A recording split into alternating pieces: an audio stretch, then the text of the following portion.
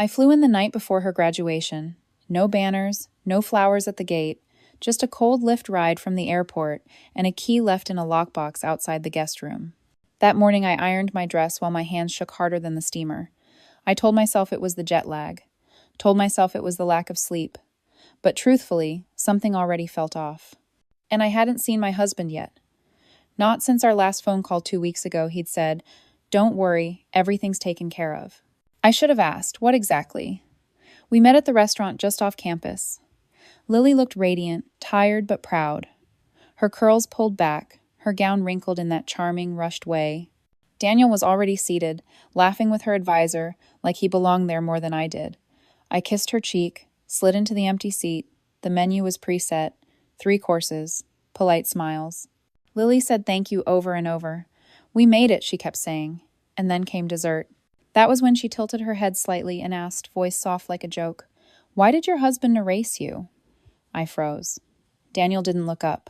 The advisor laughed awkwardly, assuming it was some family banter he didn't understand. My fork paused midair. "Sorry?" I said. Lily blinked. "You know, from the judgment, it says your name was removed. That's what the clerk told Mia. Mia. Her friend who worked at the county records office. Her friend who sent her a copy of the sealed document because she thought I already knew, because apparently everyone else did." I didn't yell. I didn't make a scene. I handed Lily a napkin. "There's lipstick," I said. Her hand trembled slightly as she took it. After lunch, I walked. Miles, maybe. I didn't count.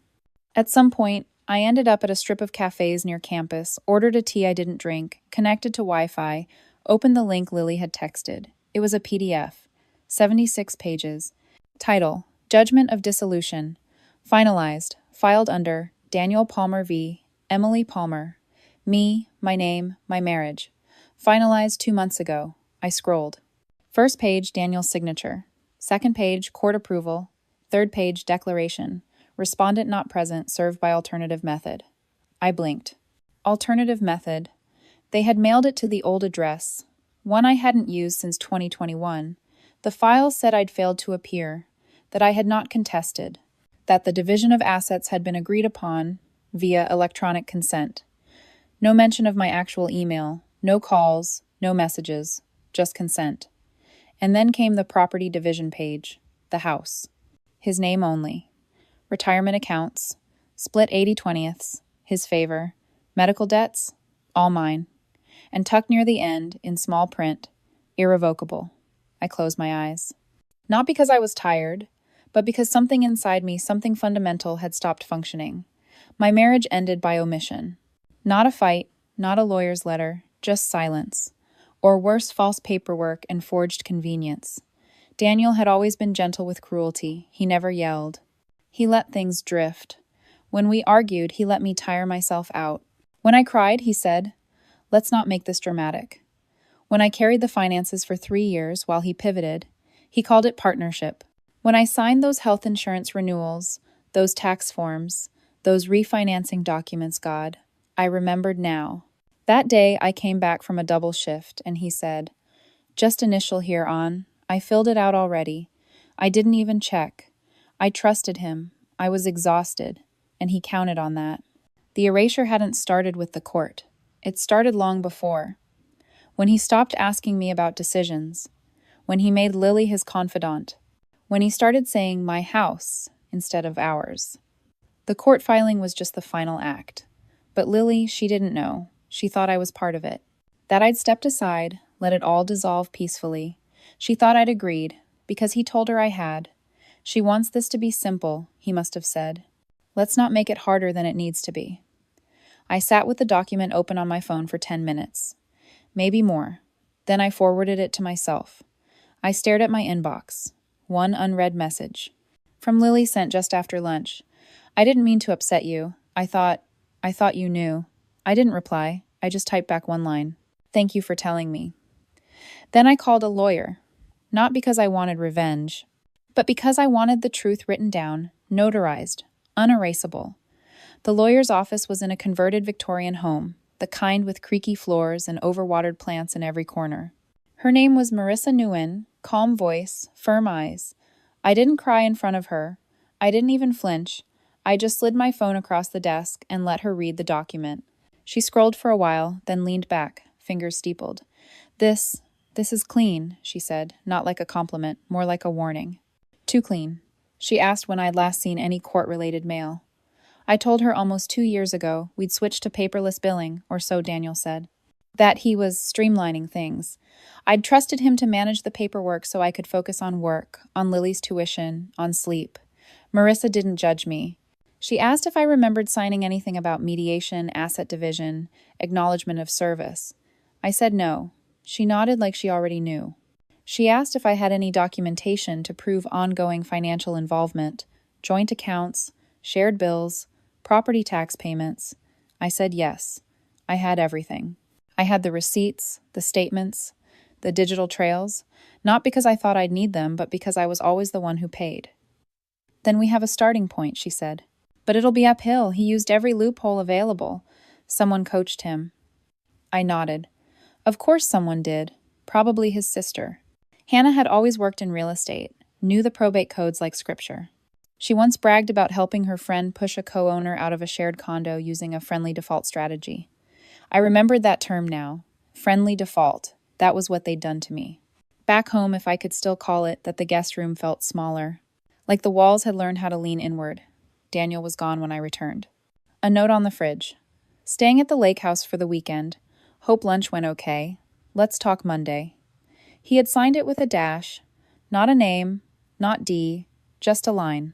As if erasure was now his entire language. I poured myself a glass of water and sat at the dining table where we'd once hosted Lily's 10th birthday. Back when we still believed in themes and centerpieces. I stared at the placemats. Beige with little stitched leaves his mother's gift. I didn't touch them. I just opened my laptop, pulled up every payment I'd made in the last year, $1,200 to cover Lily's rent, $680 to pay the copay for Daniel's surgery last winter, $400 monthly to the utilities account. He hadn't stopped me from paying. He'd let me shoulder the obligations of a wife while quietly removing the title. He took the house, but left me the bills. He took my name off the deed, but left it on the thermostat login. I was still managing the heat for a home I no longer legally lived in. Somewhere between page 3 and 4 of my bank statements, I stopped. The lights in the hallway buzzed faintly, a sound I'd heard 1,000 times but never listened to. I got up, opened the hall closet, pulled out the box labeled Taxes 2020-2022. At the very bottom were the documents from our last joint filing. My signature was there, real. But stapled beneath was a property transfer authorization with my name digital, blurred. I'd never seen it before. But the date matched that night he asked me to review just one page while I was in bed recovering from a double shift. It's just a refi, he'd said. I've filled everything in, just click approve. I clicked, groggy, trusting. I didn't read the attachments. My hands shook as I snapped a photo and emailed it to Marissa. Subject line. He started earlier than we thought. I didn't sleep. I couldn't. I sat on the kitchen floor, back against the fridge, watching the digital clock on the microwave blink its neon green heartbeat. At 3:11 a.m., Lily texted. Mom, I'm sorry. No punctuation. Just that. I stared at the message. I knew she didn't mean to hurt me. But that was the thing about betrayal. It rarely announces itself with fanfare. Most times it comes in a napkin, folded and passed across a table. Quiet, painless, until it isn't. I replied, You don't need to apologize. Then I added, But thank you for asking the question. She replied instantly, Did you know? I didn't answer. I just turned the phone face down. Sometimes the truth doesn't need to be spoken. It just needs to stop being ignored. By Monday morning, Daniel still hadn't returned from the lake house. No call, no message. Just his absence, sitting at the edge of the bed like a silent guest who refused to leave. Marissa's reply came at 8:14 a.m., crisp and direct. This changes the timeline. We need everything from the refinance year. I'll draft a petition to reopen. I nodded even though she couldn't see me. Then I opened another cabinet, another drawer, another envelope. I spent hours chasing ghosts, his initials tucked into margins, documents with missing pages, statements where numbers no longer matched the records in my own files. At 11:32, I found the folder, hidden inside a plain manila sleeve marked insurance. It held the revised deed transfer, fully notarized, legally binding, and dated during a week I remember being hospitalized with pneumonia. I'd been asleep for most of that week. I remember the smell of antiseptic and the click of IV machines. I didn't remember signing anything, but there it was, my name in wet ink. A signature that looked close enough to pass if no one looked too hard. But I did. I compared it with my actual signature from a certified form I found in a tax file. The loops were different, the tail on the Y too long. I sent both to Marissa. Her reply, "Get a forensic handwriting analyst. Now." I made the call, booked the appointment. Then I sat in the laundry room, because it was the only place Daniel never touched, and let the dryer hum around me like white noise therapy. Lily called around noon. I answered this time. "Are you okay?" she asked. "No," I said, "but I'm awake now." She didn't speak. Then quietly, "Dad said you agreed, that it was mutual. Did I sound mutual to you at lunch?" "Number," her voice cracked. "He said it was better this way, that you were tired of the fighting." I closed my eyes. "What fighting?" I asked. "Exactly," she whispered. I didn't blame her. Not fully. She was fed the story he curated, the narrative in which I quietly bowed out, a tired woman who chose peace over presence. I'd made it too easy to believe. Always calm, always composed, always cleaning up after everyone while they walked away untouched. I'd been the infrastructure beneath his life. Quiet, reliable, replaceable, until I wasn't. That night, I got an email from Hannah. No subject line, just, "This could have stayed clean. Why are you digging?" I didn't reply. I forwarded it to Marissa. She called me within the hour. "She's nervous," she said, "which means we're close to something bigger." "Like what?" "Like someone forging your name with help from someone licensed to witness it." I didn't speak. I didn't need to. We both understood what she meant. If a notary signed off on a forged signature, there would be records. If that notary was a friend of Hannah's, or worse, on Daniel's payroll, this wouldn't just be divorce. It would be fraud. Marissa requested access to the county's notary logs. I gave her permission to pull anything tied to our address. And while she did that, I began the process of locking down everything else. I called the bank, removed Daniel's access to the emergency fund I had set up for Lily. I froze the utilities account, changed the security questions on my health insurance portal. Then I called Lily again. "If you need rent next month," I said, "I'll send it directly to your landlord." She was quiet. "Does Dad know?" "He will." A long pause.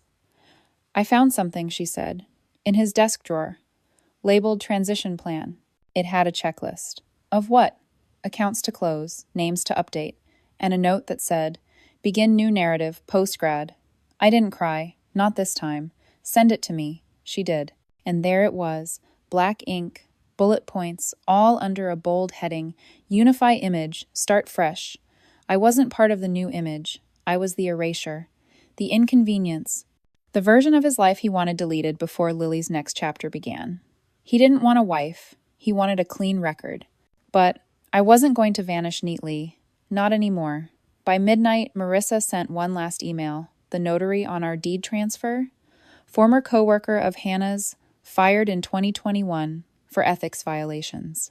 Now freelancing under an expired license. The signature wasn't just forged, it was criminal. Marissa wrote, "We have a case, and it's going to court." I closed the laptop, didn't smile, didn't flinch. I just whispered, "Good." Then I opened the linen closet, pulled out a suitcase, and started folding my clothes in silence. Not because I was leaving, but because I knew soon Daniel would be the one who had to. Daniel came back on a Tuesday. I heard the garage door at 6:03 p.m. like it had never stopped working for him. He didn't knock. He didn't call out. He just entered the kitchen and opened the fridge like it still belonged to him. I stayed at the dining table, laptop open, papers spread out, legal pads lined with notes. He froze when he saw me, then smiled like I was a familiar photo he hadn't looked at in a while. "You're home early," he said. I didn't reply. He glanced at the files in front of me and something flickered behind his eyes. "What's all that?" I tilted my head. "You tell me," his smile faltered. "Emily," he said, and I hated how he said my name like it was a password. "We need to talk." You mean now? I said. Before or after I serve you? That got him. His jaw clenched. I didn't want this to get ugly. Then you shouldn't have made it ugly. He looked around like the room might soften, like the house would come to his defense. You're misunderstanding what happened. I slid the notary report across the table. Am I? He didn't touch it. This wasn't supposed to be. He paused. You were always tired, always somewhere else. So you filed for divorce behind my back? You would have dragged it out, he said quietly.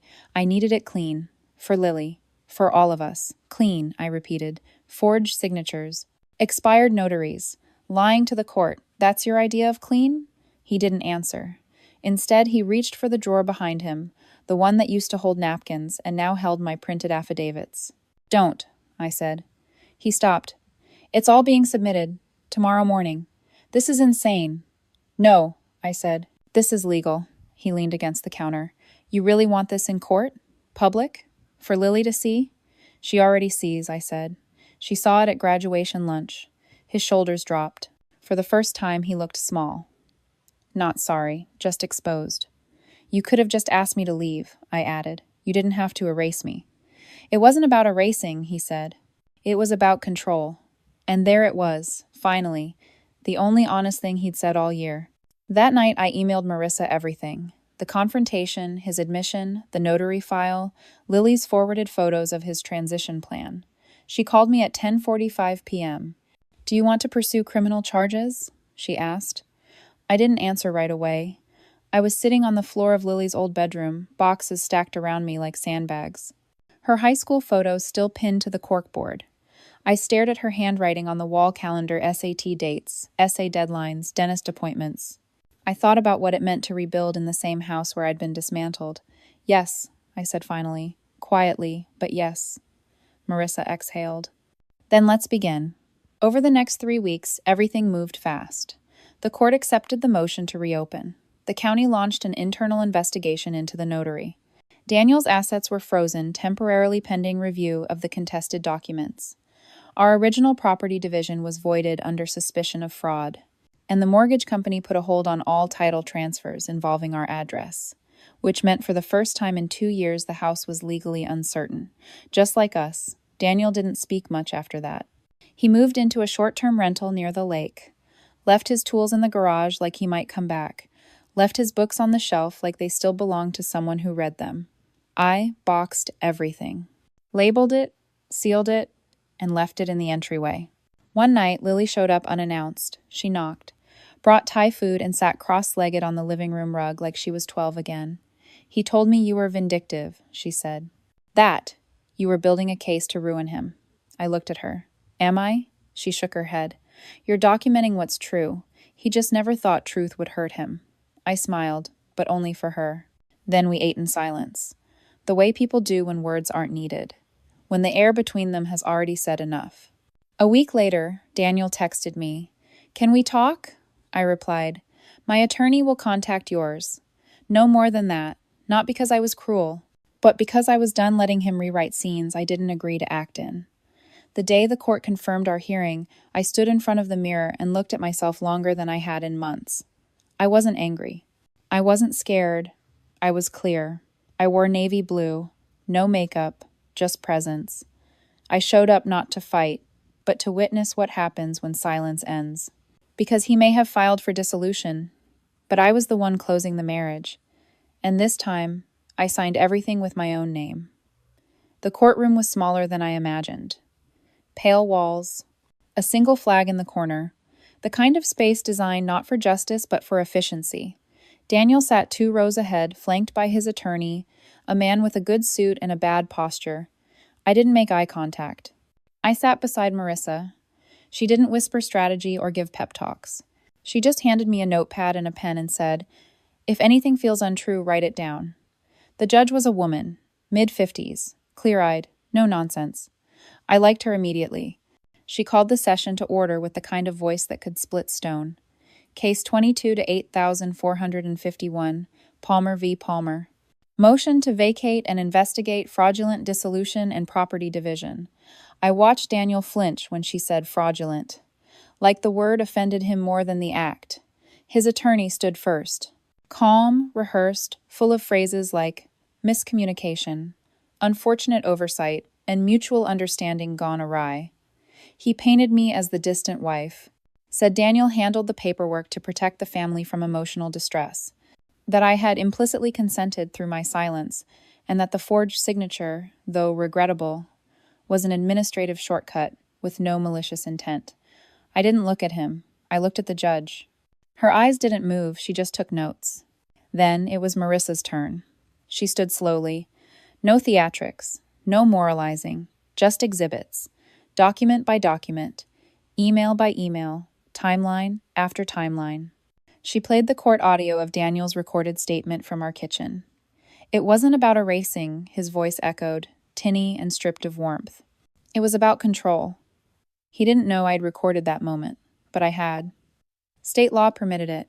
He shifted in his seat. His attorney asked for a recess. Denied. We kept going. The judge asked questions, precise ones. Why was the respondent's address listed as her former residence? Why did the notary log not include proper identification? Why were assets liquidated before the divorce was finalized?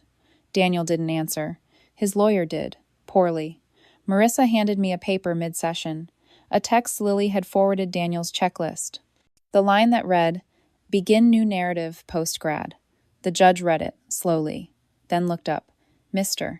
Palmer, can you explain what new narrative means in this context?" Silence. For the first time, Daniel looked at me, not with anger, not with guilt, but with calculation. Like he was wondering how I'd built something strong enough to threaten him. I held his gaze, calm, steady. Not because I was unafraid, but because I finally understood the kind of man I had been married to. A man who could only love from a position of advantage, who mistook my loyalty for inertia, who believed silence was agreement. The judge took it all in, then called for a brief recess. Marissa and I stepped outside. The hallway smelled like bleach and old carpet. "How are you feeling?" she asked. "Empty," I said, "but clean." 20 minutes later, we returned. The judge read her ruling aloud, voice low but definitive. The dissolution was vacated. The previous division of assets void. An investigation into notary fraud was formally opened. Temporary financial protections reinstated. And an order issued barring Daniel from further alterations to shared property without joint consent.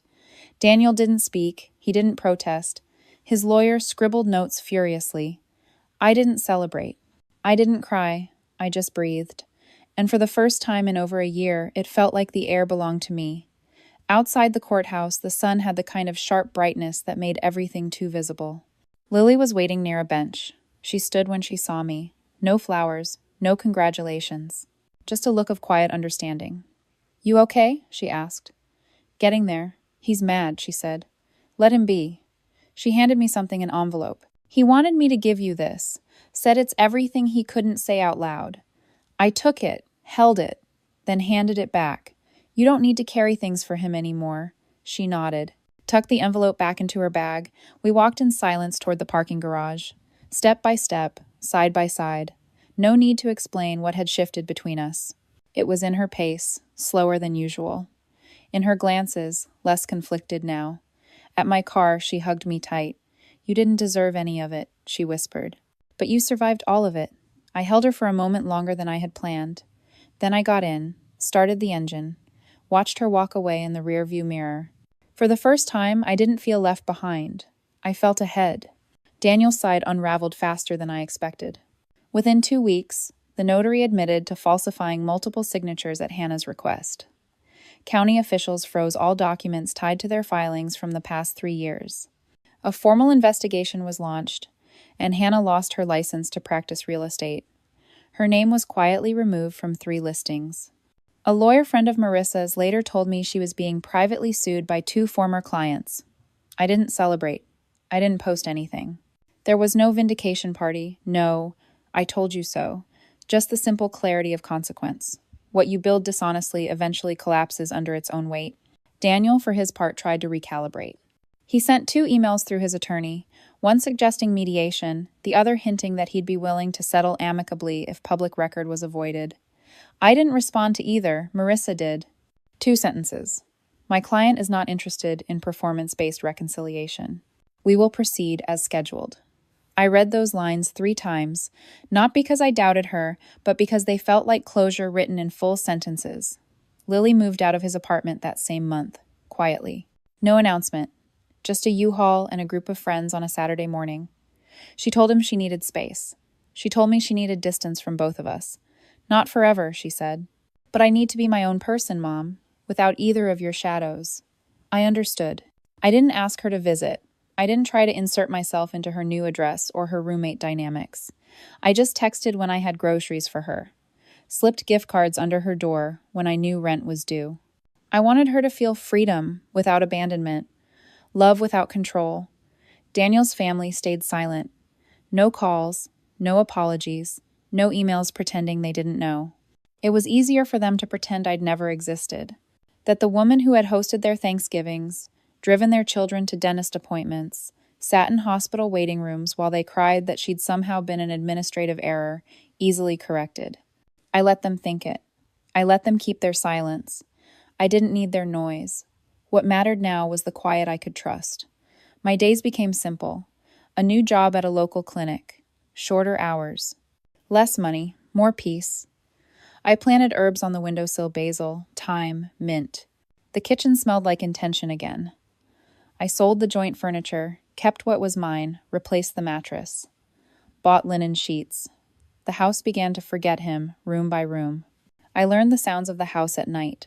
The honest creak of wood, the gentle tick of the clock, the hum of the refrigerator, when it wasn't trying to hold someone else's secrets. Some nights I still woke up startled, the ghost of his voice echoing in my head. Let's not make this dramatic. But I was learning that the absence of drama wasn't the same as the presence of love. Peace is not silence kept under pressure. It's the kind that breathes.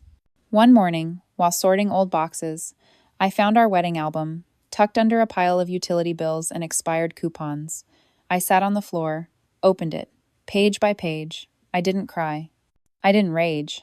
I just watched the faces in the photos ours, smiling under the illusion of permanence. The vows weren't lies, but they had an expiration date. And somewhere along the way, only one of us remembered to stop pretending. I placed the album back in the box, closed it, labeled it clearly, Archive, do not reopen. That evening, Marissa called. The court date for the fraud hearing is set. Will I need to speak? I asked. Only if you want to, she said. I paused. I think I'd like to be heard, just once. Then we'll make space for that. We hung up. I stood by the window. The basil had started to flower, the scent sharp, fresh, alive.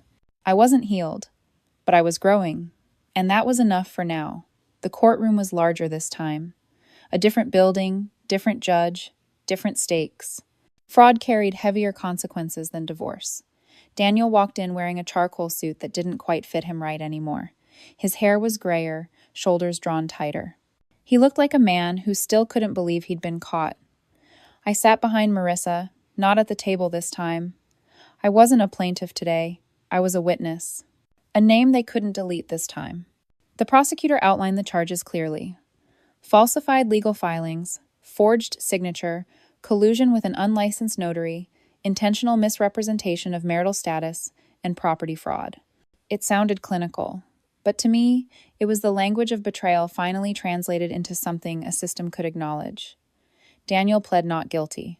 His attorney blamed miscommunication, legal misunderstanding, intentions that got ahead of process. But this time, there were receipts, and voices, and signatures that didn't match. The forensic handwriting expert testified first. She didn't smile, didn't speculate, just showed side-by-side comparisons on a screen. The loop of the Y is extended unnaturally. The pressure point on the M is inconsistent. The tail of the R lacks habitual curvature.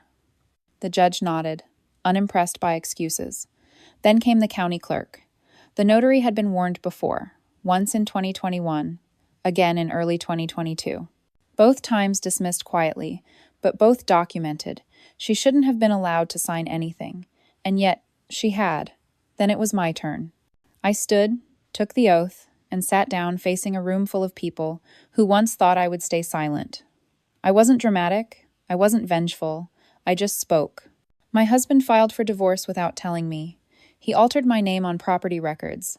He had documents signed by someone else using my name. He erased me from my own life without giving me the dignity of a conversation. The room was quiet, no gasps, no interruptions, just stillness. I looked at Daniel. He couldn't meet my eyes. For the first time, I felt something close to grief, but not for the marriage. For the version of myself who had once begged for scraps of honesty from a man who specialized in withholding. "I'm not asking for revenge," I added. "I just want my name to mean something again. On paper, in memory, in whatever future I have left."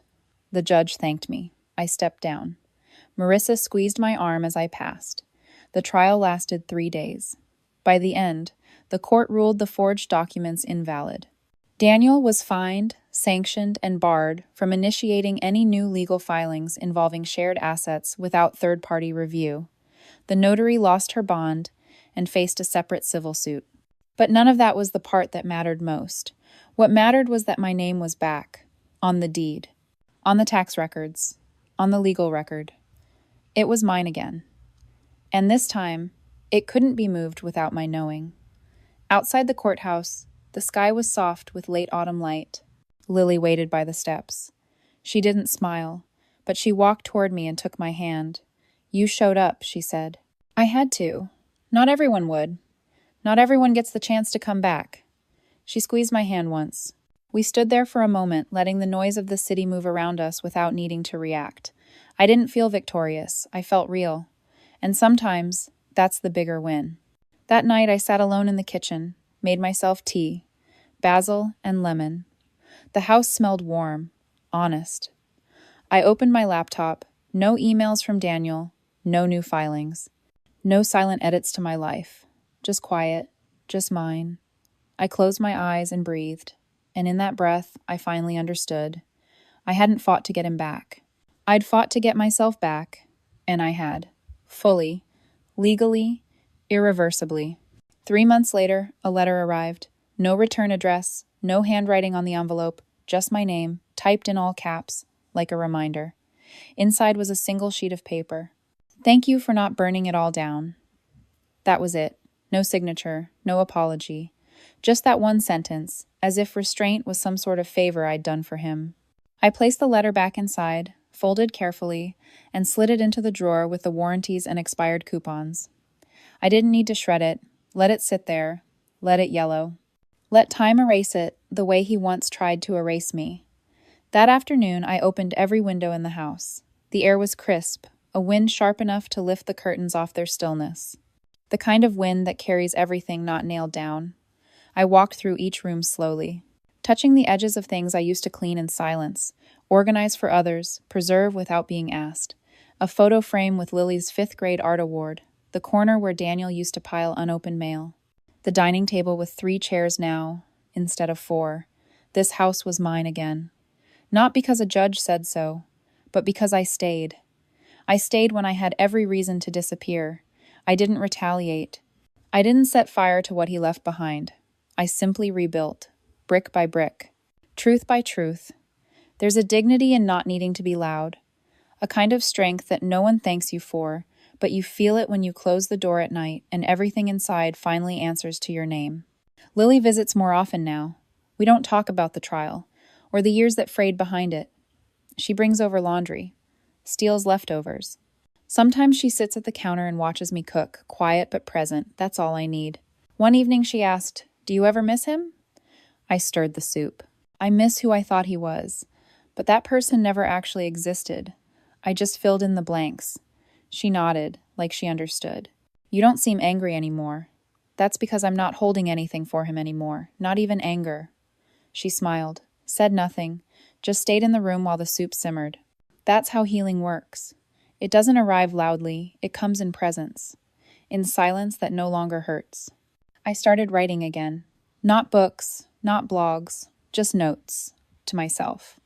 In a notebook I keep in the kitchen drawer. Things I want to remember, things I never want to forget. One of them reads, "When someone tries to erase you, don't disappear, become permanent." Another reads, "You can lose everything and still keep your name, if you fight for it."